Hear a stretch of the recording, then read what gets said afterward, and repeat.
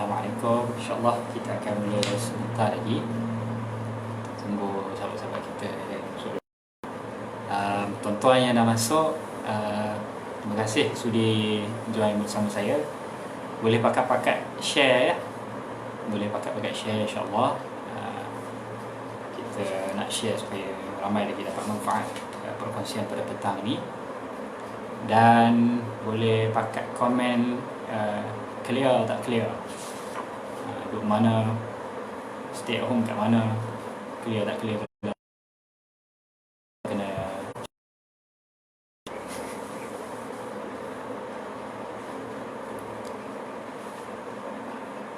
Muhammad Saifullah Musaif, apa khabar Musaif? Sihat? Ustaz Abdul Muiz Abdul Hakim, buat apa kat rumah tu? Boleh pakat share ya tuan-tuan. InsyaAllah minta maaf atas biasa pakai iPhone ni, live pakai Android tak jumpa butang live dia. Minta maaf atas kelewatan. InsyaAllah kita cuba habis sebelum asar lah, ringkas je. Sementara tu boleh pakai share, boleh pakai share link. Dan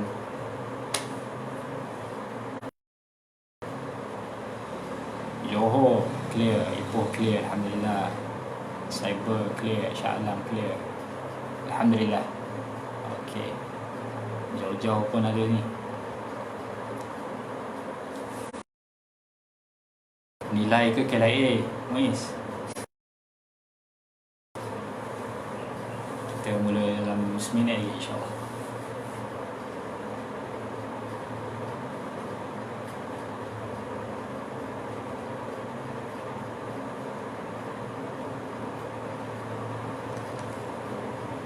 Suara clear? Kurang jelas ke, kuat ke? Tuan-tuan, perempuan semua apa khabar? Buat apa rumah? Masya Allah. Ustaz Azwan, Kota Baru clear Oh, segan ya. Segan saya. Patutnya Ustaz Azwan di sini. Syakir Syukri, Kemaman, Masya Allah, jauh tu. KB clear, Suraya.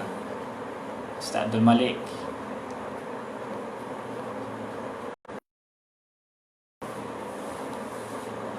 Kali Gombak clear ya.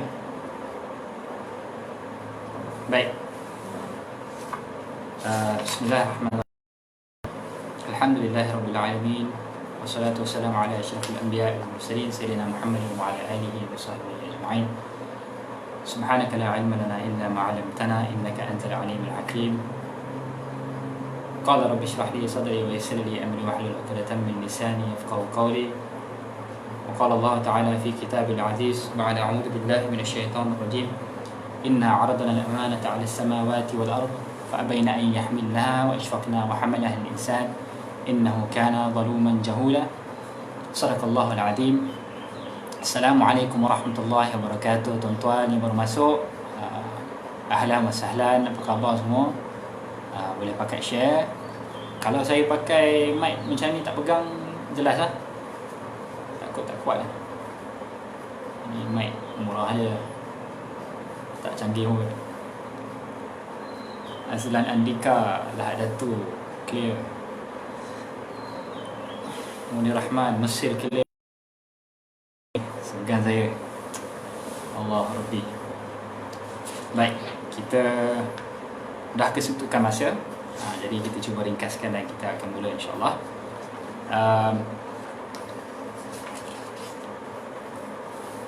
Saya akan buka gelanggang dululah pada hari Isnin petang-petang ini insyaAllah, dengan membawakan perbincangan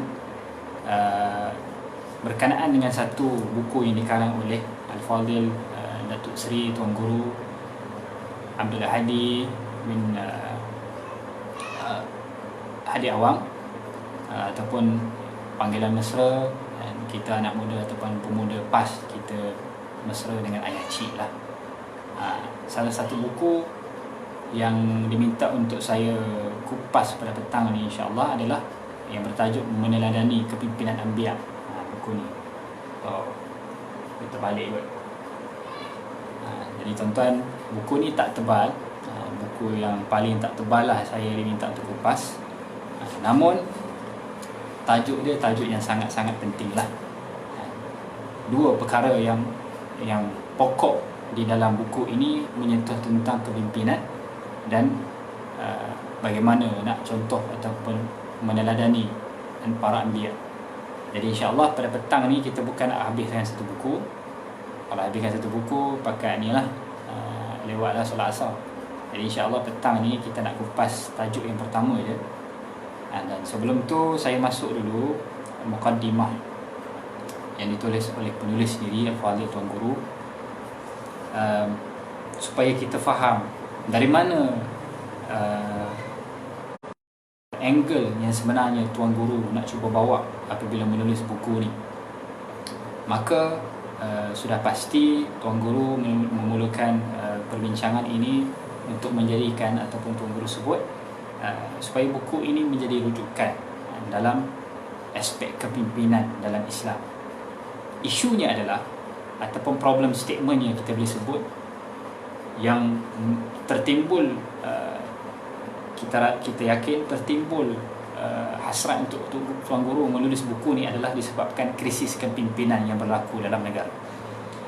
Yang kita lihat bukan sahaja di Malaysia tetapi di seluruh dunia hari ini krisis kepimpinan seringkali menjadi cerita-cerita ataupun khabar-khabar yang dibaca ataupun menjadi konten dalam media sosial dan sebagainya lah, yang kesannya, implikasi dia sangat besar kepada sesebuah negara ataupun dunia. Sebab ekonomi, rakyat, sosial, apa lagi, pendidikan, semuanya bergantung kepada kepimpinan sesebuah negara. Dan apabila berlaku krisis ataupun kepimpinan itu sendiri adalah krisis, mengalami krisis kepimpinan, maka tak pelik kalau kita lihat bagaimana dunia hari ini, khususnya kita cerita tentang negara kita Malaysia, mengalami pelbagai masalah dan gejala. Seperti kita lihat anak muda hari ini dengan solatnya, dengan gejala sosialnya, dengan seks bebasnya, dan macam-macam lagi lah. Kita lihat bagaimana TikTok hari ini menjadi platform yang macam-macam dilakukan dalam platform-platform tersebut lah, di media sosial, dan mempengaruhi anak muda. Kita lihat bagaimana pendidikan hari ini, kita lihat bagaimana politik hari ini, caca merba dan sebagainya lah. Maka Tuan Guru memulakan dengan menyentuh soal krisis kepimpinan ini menjadi satu perkara yang sangat-sangat penting perlu dilihat. Dan contoh apatah lagi, contoh apa lagi yang paling baik untuk dijadikan teladan kalau bukan para nabi kita, khususnya baginda Nabi SAW. Maka satu isu problem statement yang sangat besar, namun tidak ramai yang menyentuh ataupun mengupas berkenaan perkara ini. Apa yang kita lihat, setengah parti-parti politik hanya membicarakan soal good governance, hanya membicarakan soal kebajikan rakyat, perjuangan rakyat. Tapi apakah konten dan agenda sebenarnya di sebalik perjuangan rakyat? Wallahu a'lam, kita tak pasti, kita tak nampak apa dasarnya sebenarnya. Maka sepatutnya apa yang berlaku adalah kepimpinan itu berteraskan kepada akidah dan meneladani ataupun mencontohi kepimpinan yang sudah pun berjaya sebelum ini. Kepimpinan siapa lagi kalau bukan kepimpinan di bawah Nabi Muhammad sallallahu alaihi wasallam, kepimpinan para anbiya terdahulu. Tapi kita boleh sebut contoh yang terbaik adalah kepimpinan Nabi Muhammad sallallahu alaihi wasallam. Dan ini apa yang cuba disampaikan oleh Tuan Guru dalam buku beliau, meneladani kepimpinan anbiya, supaya kita faham apa yang berlaku. Maka kepimpinan ini menjadi satu tunjang, satu aspek yang sangat-sangat penting yang perlu dilihat oleh rakyat secara umumnya, khususnya bagi ahli abna'ul harakah, ahli gerakan Islam. Kita kena faham kepimpinan ini bukan hanya melihat kepada siapa yang pandai bercakap, siapa yang ada ilmu, tetapi kepimpinan ini mesti bertunjangkan kepada Islam dan akidah yang sebenar. So kita masuk kepada bab yang pertama, insyaAllah. Tuan-tuan yang baru masuk, ahlan wa sahlan. Syukri Al-Mashidi, jaga ayah sini elok, nanti tiba-tiba masuk live pula. Jangan risau, kita dah kurung dalam bilik siap-siap lah. Kalau dia keluar tiba-tiba tu, tak tahulah macam mana masuk live sekali lah, insyaAllah. Baik, tajuk yang pertama, akidah dan kepimpinan. Akidah kepimpinan yang disebut oleh Tuan Guru menyentuh isu tadi. Maka yang disebut oleh Tuan Guru, Al-Fadhil Tuan Guru, kepimpinan dalam konteks yang di-highlight oleh Tuan Guru, kepimpinan dalam konteks gerakan Islam. Maka kepimpinan dalam konteks gerakan Islam ni yang bagaimana? Sebelum tu kita kena faham kenapa perlunya gerakan Islam. Ramai di kalangan kita ni, saya yakin di kalangan ahli-ahli gerakan Islam, di kalangan ahli-ahli PAS, kalau bukan ahli PAS pun mungkin mengikuti Jemaah Islam ataupun cenderung kepada Parti Islam Malaysia PAS. Penting untuk kita faham kenapa pentingnya wujud sebuah gerakan Islam sebelum berlaku ataupun sebelum wujudnya kepimpinan dalam sebuah gerakan Islam dalam sesebuah negara. Kalau kita lihat mana-mana negara, khususnya kita bincang soal negara-negara yang majoriti rakyatnya di kalangan umat Islam,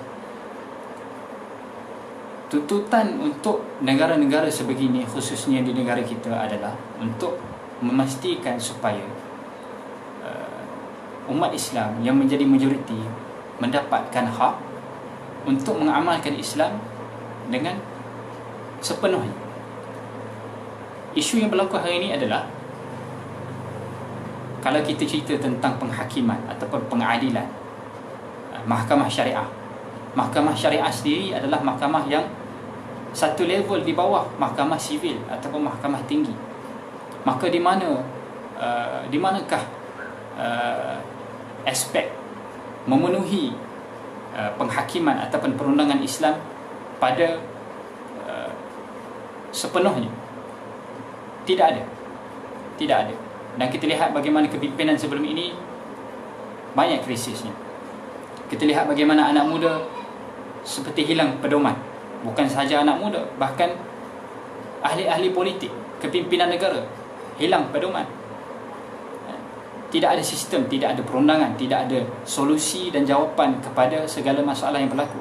Sebab apa? Sebab tidak ada yang menjadikan Islam sebagai jalan penyelesaian, dan tidak ada sebuah kepimpinan ataupun tidak ada sebuah kerajaan yang berusaha ke arah untuk mendirikan syariat Islam.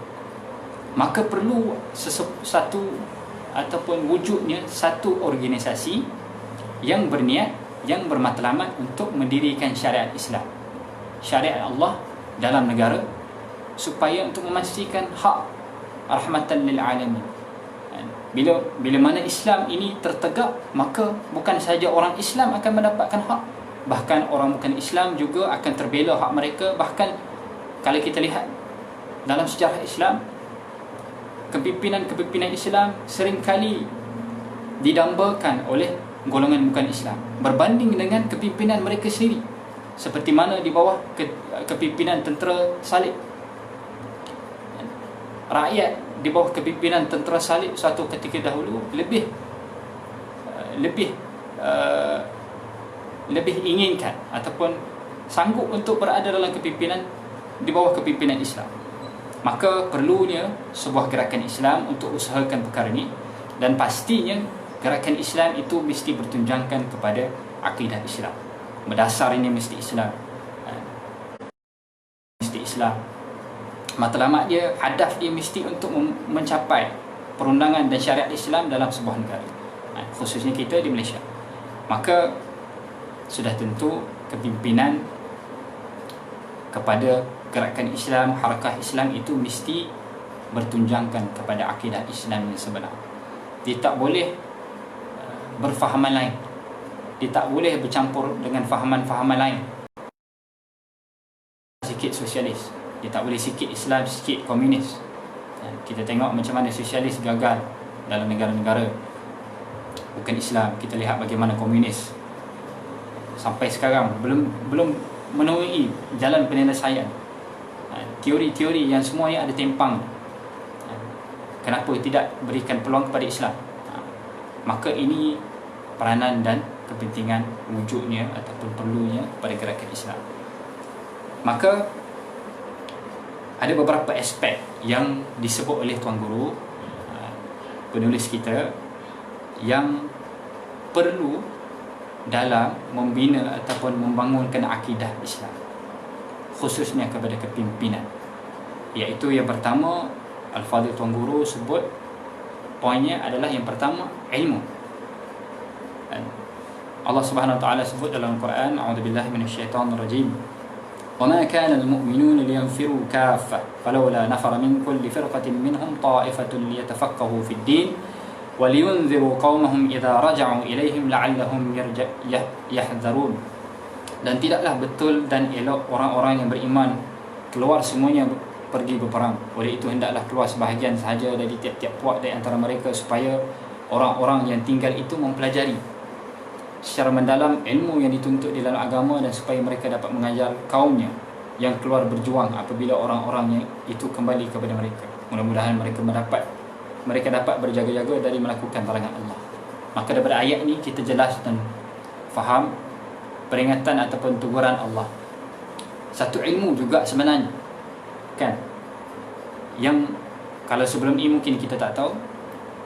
Hatta dalam keadaan pentingnya ilmu ni, hatta dalam keadaan negara kita ataupun Islam dalam berdepan dengan peperangan, dalam kedudukan Islam terancam, sekaligus berpeluang untuk Islam itu sendiri terhapus, maka Allah sebut jangan semua pergi. Mesti ada sebahagian yang tinggal, sebahagian yang alim, sebahagian yang berilmu, sebahagian yang faqih, supaya apabila balik daripada peperangan ada lagi sebahagian daripada kamu untuk mengajar yang lain. Sebab tu pentingnya ilmu. Allah sebut supaya mereka dapat mengajar, supaya kamu tak lari daripada landasan, supaya kamu tak langgar arahan Allah. Maka aspek ilmu Allah sebut dalam surah At-Taubah sangat-sangat penting. Dan pimpinan ataupun kepimpinan mesti faham Islam itu bukan sahaja mengetahui, bukan sahaja membaca. Penulis sebut mesti. Kepimpinan yang tak yakin dengan Islam, bagaimana nak yakinkan anak buahnya? Bagaimana nak yakinkan abnaul harakah? Bagaimana nak yakinkan pasukannya berkenaan dengan Islam? Dan kepimpinan, kita lihat bagaimana banyak kali, acap kali dalam sejarah, mereka yang tidak menjadikan Islam, tidak beramal dengan Islam, tidak yakin betul-betul dengan Islam sebagai solusi, hatta dia sekalipun pimpinan, lama-lama Allah boleh selewengkan dia. Lama-lama dia pun terseleweng daripada jalan yang benar. Maka keyakinan itu supaya terbentuknya iman, supaya terbentuknya terhapus ataupun terbendung daripada sifat nifaq, syirik khafi khususnya, dan kufur dan sebagainya. Maka Tuan Guru juga sebut bagaimana para sahabat Nabi SAW bersungguh-sungguh mencari ilmu. Ini satu poin yang penting juga. Nak mencari ilmu ni bukan sambil baring, sambil tidur je sepanjang hari, tak dapat ilmu macam tu. Ilmu ni kena ada, kena bersengkang mata, kena musafir, kena paling-paling kurang lah bila Tuan Guru ayah cik online, kita pun online. kita cuba disiplinkan. Setiap hari Selasa sebab Tuan Guru ada usrah setiap hari Selasa malam kan, kita pun online. Kita kena ada disiplin, dalam menuntutkan ilmu. Kena banyakkan membaca. Allah sebut Iqra bismi rabbikal ladzi khalaq. Kena banyakkan membaca, kena ada disiplin dan mujahadah sebagaimana para salafus salih terdahulu. Para tabi'in nak mencatatkan hadis, nak meriwayatkan hadis, nak kumpul hadis, musafir beratus-ratus kilometer, berbulan-bulan tempohnya semata-mata untuk mendapatkan satu hadis. Itu antara mujahadah yang golongan terdahulu. Maka kita pun kena ikutlah sabda Nabi sallallahu alaihi wasallam, halaku ummati alimun fajirun wa abidun jahil wa syarrul syirar asyrarul ulama wa khairul khiyarul ulama. Riwayat Al-Hakim, mafhumnya yang binasa dari umatku ialah orang yang berilmu tetapi jahat, orang yang beribadat tetapi bodoh, dan kejahatan yang paling jahat ialah kejahatan para ulama, orang yang berilmu, dan kebaikan yang paling baik adalah kebaikan orang yang berilmu, para ulama. Maka ilmu itu penting. Dalam masa yang sama Allah sebut dalam Rasulullah sebut binasa dari umatku disebabkan satu, dia berilmu tapi dia jahat. Kedua, dia beribadah, dia ahli ibadah, dia abid tapi dia bodoh. Dia jahil, dia tak ada ilmu. Ibadah dia belum tentu diterima oleh Allah sebab dia tak ada ilmu. Maka kena ada ilmu dan kena beramal dengan ilmu yang bermanfaat. Dan kita selalu baca dalam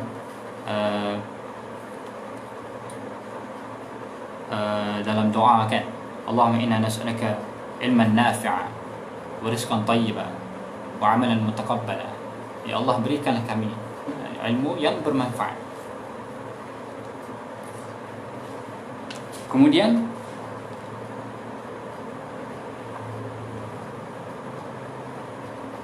Allah sebut dalam surah Al-Baqarah ayat 247, wa qala lahum nabiyyuhum innallaha qad ba'atha lakum taluta malika qalu in anna yakuna lahul mulk alaina wa nahnu ahaqqu bil mulk minhu wa lam yu'ta sa'atan min al-mal qala innallaha astafahu 'alaykum wa zadahu bastatan fil 'ilmi wal jism wallahu yu'ti mulkahu man yasha wallahu wasi'un 'alim.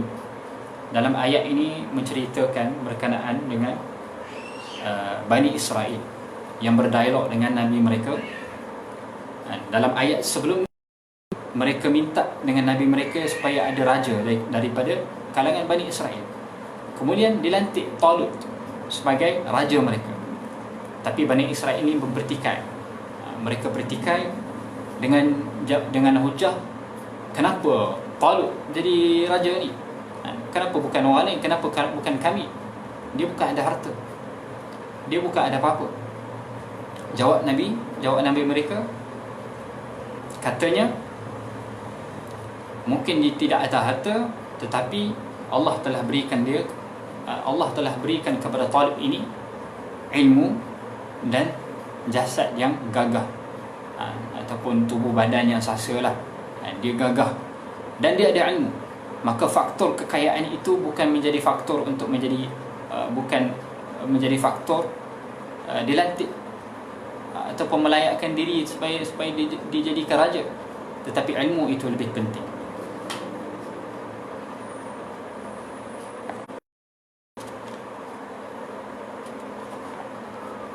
Kemudian kita masuk poin yang kedua. Al-Fadhil Tuan Guru, ciri ataupun aspek yang kedua adalah aspek amal dan tazkiyah.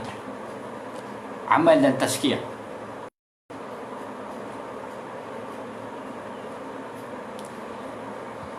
Selepas mana ada ilmu, dan ilmu ni takkan sempurna tanpa amal.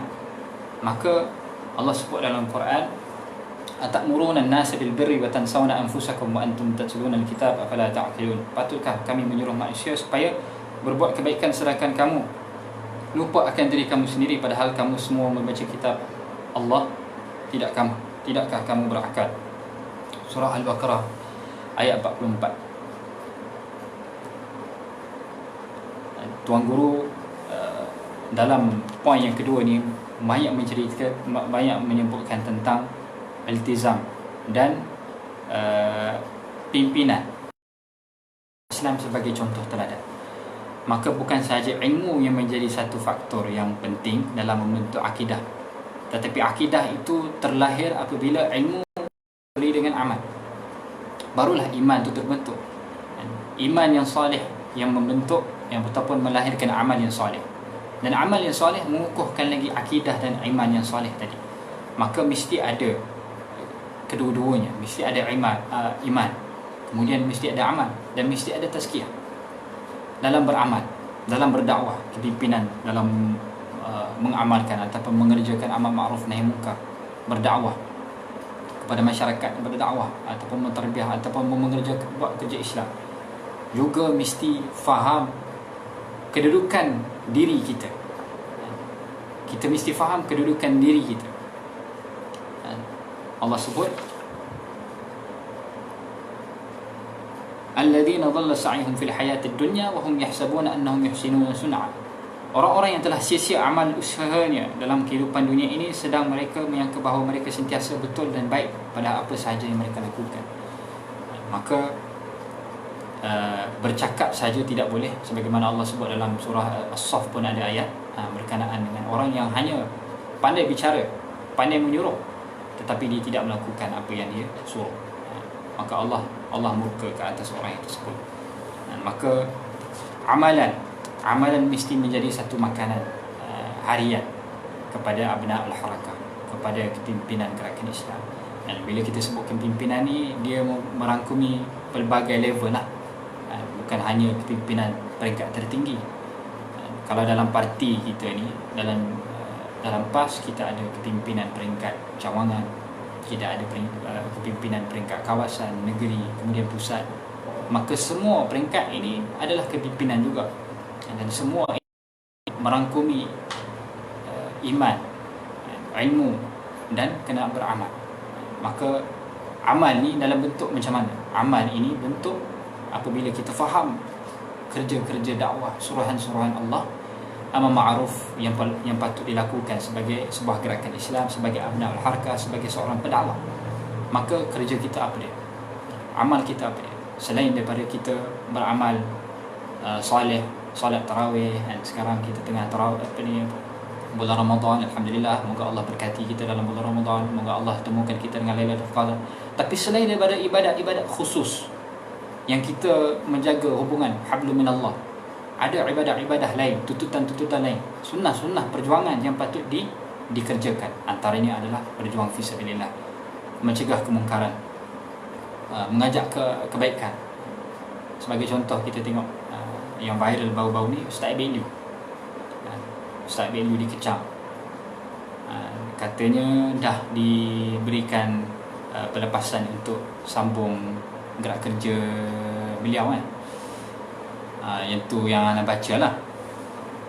Maka itu antara kerja-kerja amar ma'ruf, kerja-kerja amar nahi munkar yang bagaimana pula? Nahi munkar ni banyak. Sebagai contoh, gejala sosial yang berlaku dalam masyarakat. Dan amar ma'ruf ni juga merangkumi menegur kepimpinan, pemimpin yang zalim, pemimpin yang salah, maka perlu ditegur. Itu pun termasuk dalam nahi munkar, nahyul munkar yang tertinggi. Dan kalimatul haq amam sultan al-jair. Maka dalam melaksanakan ataupun dalam aspek yang kedua ini, Tuan Guru gariskan beberapa perkara, antaranya kepimpinan abna al-harakah mesti menyuburkan hubungan dengan Allah, mesti menjaga amal-amal ibadah yang wajib, yang fardu. Antaranya solat sudah tentu, puasa, zikrullah, dan zikrullah perlu jaga. Saya teringat satu kisah berkenaan dengan seorang lelaki. yang Imam Ahmad pada satu hari terasa ataupun terdetik untuk musafir pada satu tempat yang jauh, kan? Terdetik untuk musafir tanpa sebab, tak tahu kenapa. Dia pun tak ada sebab, tapi tiba-tiba tergerak hati untuk musafir ke satu tempat. Dan apabila Imam Ahmad sampai ke tempat tersebut, beliau pun singgah ke satu masjid untuk berehat. Dan Imam Ahmad pun baringlah. Bila Imam Ahmad baring, siap masjid tersebut pun bagi tahu pada Imam Ahmad, minta maaf, tak boleh tidur sini, kena keluar. Maka Imam Ahmad pun keluar, duduk kat tangga pun tak boleh. Siap tadi halang, tak boleh duduk sini, kena keluar. Cari tempat lain, tak boleh. Maka Imam Ahmad pun tak tahu nak pergi mana. Buntulah. Datang musafir pun sebenarnya tak tahu nak pergi mana. Maka tiba-tiba dia tersempak dengan seorang penjual roti yang ajak, jom, boleh balik saya duduk kat tempat saya, ke kedai roti saya. Maka Imam Ahmad pun follow lah, ikut laki ni balik ke kedai roti dia. Dan dia duduk sambil duduk, tengok laki ni sambil dia buat roti, sambil dia duduk berzikir, dia istighfar. Mulut dia istighfar je. Kalau dia tak bersembang dengan Imam Ahmad, dia akan istighfar je. Sampai Imam Ahmad tertanya, sejak bila kamu amalkan istighfar ni? Jawab laki ni, sejak saya bujang lagi. Dan alhamdulillah setakat ni Allah tak pernah makbulkan doa saya, melainkan satu, iaitu untuk bertemu dengan Imam Ahmad. Masya Allah. Disebabkan beramal dengan istighfar dan zikrullah, Allah makbulkan semua doa. Kemudian berbelanja pada jalan Allah, infak fi sabilillah, lebih-lebih lagi pada bulan Ramadan. Ini sangat-sangat peluang yang sangat-sangat besar untuk kita makan, insya-Allah. Kita sediakan iftar untuk orang, umpama kita mendapat pahala orang yang kita sediakan iftar tu. Maka sama-samalah kita kejar pahala di bulan Ramadan yang mulia ni, insya-Allah. Kemudian poin yang ketiga, yang terakhir, insya-Allah, sebelum nak masuk asar ni, iaitu mehnah ataupun ujian.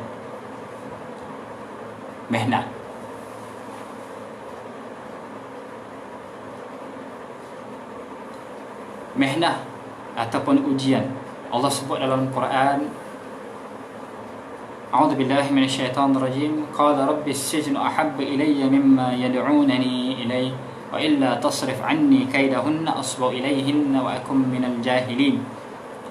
Maksudnya Yusuf merayau ke hadrat Allah Ta'ala dengan berkata, wahai Tuhanku, aku lebih suka kepada penjara daripada apa yang perempuan-perempuan itu ajak daripadaku, yang perempuan itu ajak aku kepadanya.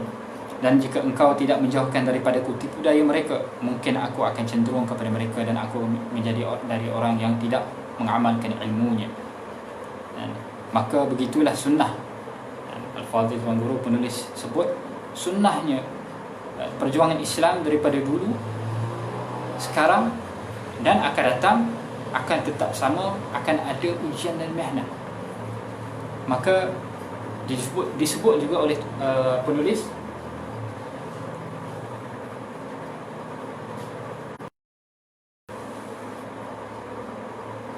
aspek mihnah ini ataupun ilmu dan amal sahaja tidak cukup sebenarnya untuk menentukan ataupun mengukuhkan, mendirikan, membangunkan akidah seorang Muslim. Mesti ada dilalui mihnah. Allah sebut dalam Quran, apakah kau ingat kau boleh kata kau beriman, hasiban nas an yaqulu amanna wa hum la yaftanun. Dan kalau kami tak uji kamu, maka ujian itu memang satu fitrah, satu ujian yang Allah akan hantar untuk menguji tahap keimanan kita. Dan setiap ujian Allah akan angkat darjat kita. Maka itu sunnah perjuangan. sebagaimana Allah sebut dalam dalam Quran juga, a'udzubillahi minasyaitonir rajim, inna 'aradna al-amanata 'ala as-samawati wal ard fa'abayna an yahmilnaha wa ashfaqna wa hamala al-insan innahu kana zaluman jahula. Amanah sebagai khalifah Allah pernah tawarkan kepada bumi, kepada gunung ganam, kepada makhluk samawat wal ard, bumi dan gunung ganam, kepada langit, kepada bumi dan gunung ganam. Semuanya menolak, tetapi manusia yang menerima, yang terima amanah tersebut. Innahu kana zaluman jahula. Sesungguhnya manusia itu zalim lagi jahil. Maka kata Al-Fadhil Tuan Guru, seseorang itu boleh menepuk dada, mengaku ikhlas, kuat berani, bersedia untuk mati dan sebagainya, dan adalah menjadi suatu perkara yang baik seorang yang beriman itu ditarbiah bukannya dengan cakap-cakap dan kertas-kertas dan dibaca sahaja, tetapi mengamalinya pada peringkat kenyataan dan ujian praktikal. Allah yang Maha mengetahui, menguji dan mentarbiah hamba-Nya dengan ujian untuk mengisi sifat-sifat kesabaran. Maka tarbiyah, kalau kita cerita tentang kerja Islam, dakwah dan sebagainya, kalau kita lihat bagaimana baginda Nabi SAW apabila baginda dalam ke Taif, bagaimana baginda Nabi dilayan, dilontar dengan batu sehingga bertakung capal Nabi, bertakung dengan darah, mengalir darah. Bagaimana ulama-ulama terdahulu, bagaimana pimpinan-pimpinan gerakan Islam terdahulu, sebagai contoh di Palestin, di Mesir, Hamas, Ikhwan Muslimin, apa yang mereka berdepan. Imam Hassan al-Banna ditembak. Baru-baru ni almarhum Dr. Mursi meninggal dalam penjara, yang pada asalnya adalah presiden negara, tapi akhirnya meninggal dalam penjara. Maka ini adalah contoh-contoh teladan-teladan ataupun contoh-contoh pengorbanan mereka-mereka, orang-orang soleh, para alim ulama, para pimpinan umara kita terdahulu, yang kita boleh jadikan sebagai contoh, yang juga mereka tidak lain tidak bukan mencontohi para anbiya, meneladani para anbiya, bagaimana perjuangan. Tidak ada perjuangan yang tak ada ujian. Maka apabila setelah kita berilmu dan kita beramal, kemudian ada ujian, maka itulah yang disebut kita melalui tarbiyah dan menjadi sunnah dalam perjuangan. InsyaAllah ringkas je, rasanya cukup sekadar tu dulu untuk bab yang pertama. Kita akan sambung lagi bab-bab seterusnya untuk sesi yang akan datang. Dan esok untuk sepanjang minggu ni, sahabat-sahabat saya yang lain akan teruskan bersilat untuk gelanggang diskusi buku ni, insyaAllah.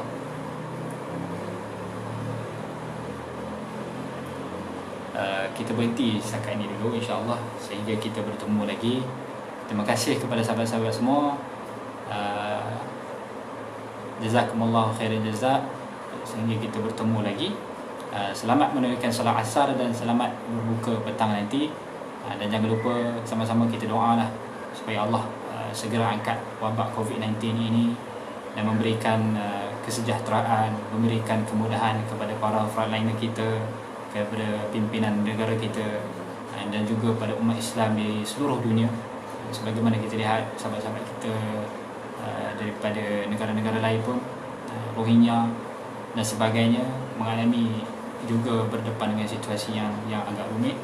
Maka sama-sama kita doa, mudah-mudahan Allah berkati puasa kita, terima segala amalan kita, dan temukan kita dengan Lailatul Qadr, insya-Allah. Qulu qouli hadza, astaghfirullah li wa lakum. Assalamualaikum warahmatullahi wabarakatuh.